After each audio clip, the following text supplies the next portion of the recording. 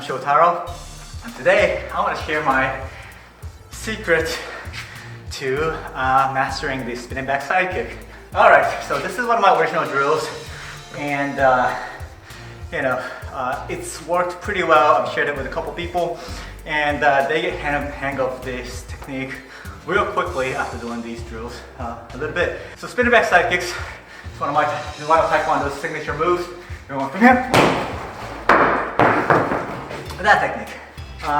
This is one technique you should learn to do on both sides because it's incredibly useful, and it's actually really useful to be able to throw on both sides, and I'm going to tell you why. Spinning back sidekicks, it's a lot of power. As a smaller guy, you can never have enough power, and this kick can drop some big dudes if you can nail them just right.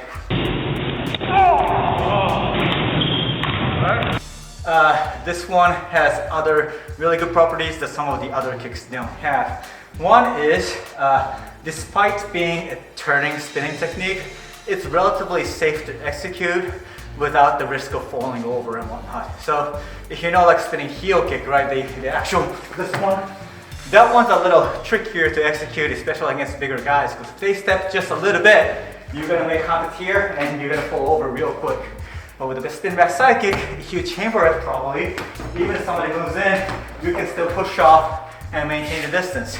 It's really difficult to charge in and then grab that spinning back sidekick when it's like going straight towards you.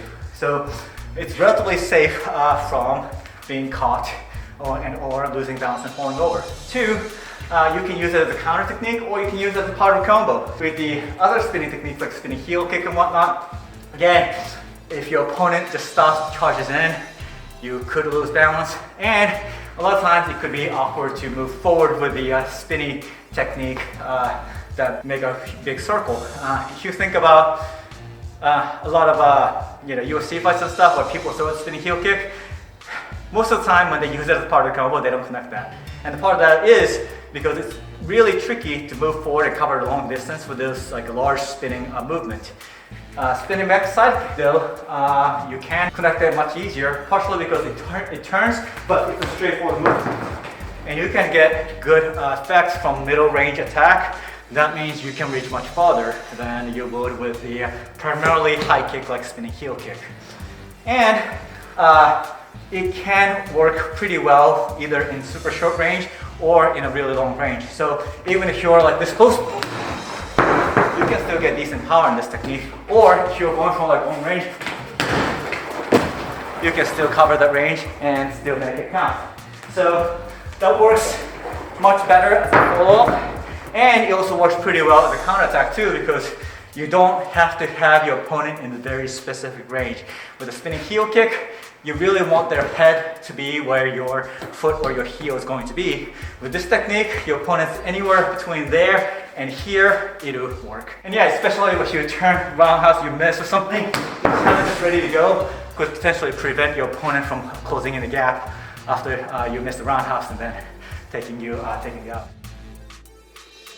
In the proper form of spinning back sidekick, which is go from here, take a step, turn, you align the foot, and then you do the kick, and then come back down, and then you do that with a good momentum, turning over, and then try to connect that turning momentum with the kick. This part will take a long time if you just focus on that. I agree with you, but you don't need that. The only thing you need to know is you want to learn how to do a decent sidekick. That's the prerequisite, that's it. You lift your foot, you angle, you chamber, you point your heel, and going straight in to the target.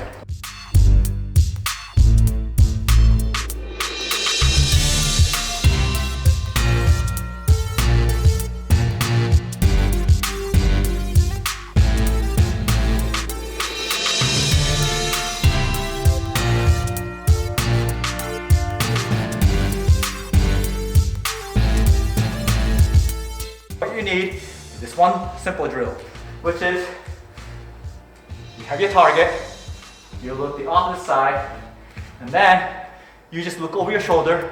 The only thing you do is lift your leg and just touch right here as you look over your shoulder. And then when you do that, you do a little hop. So if you look at my feet, it goes up, it touches. Hop, this is all you want to do. Just head that way, body that way. So now you're really only making quarter turn every time, right? And then you extend, extend. Now you might be thinking like, how is that gonna help? Like that looks nothing like a spinning back side kick. Just think about what you have to do to land a spinning back side kick from your regular sparring stance. So one thing, your front leg has to cross over. 2, your back leg has to line up with the target. 3, this needs to extend and it needs to make contact. And ideally, you want to be able to do this with a jump because that speeds up the switching. That also allows you to not be planted on the floor, which means you can adjust the range a little bit easier. So you need to learn to go here, do that. Jump, spin, extend your leg, make contact. Doing all of that at the same time is really tricky, especially getting this angle where you're facing forward and then turning just enough to line up your foot with the target and then making contact. Those are really tricky. So we're gonna go baby steps, and the baby step is this drill. It's that way, quarter turn every time, and then you're gonna add a little bit of hop. This hop simulates the kind of switching you're gonna have to do when you execute the full kick. So you just look over, turn, hip turn just a little bit. All you're doing is getting used to looking over, pointing it, and making contact with the target. So once you can do that, you can go back to trying to learn how to throw your full kick. At first, I also recommend starting from like really sideways stance.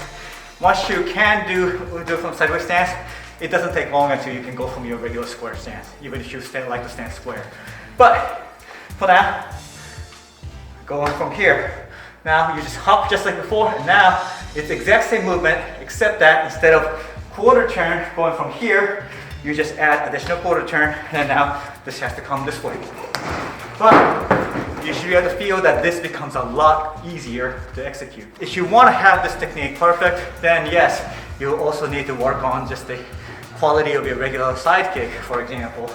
But this technique inherently has so much power just in the natural movement that if your kicking legs are a little sloppy, it doesn't matter. What matters is that you make contact with the heel and you get a good hop down.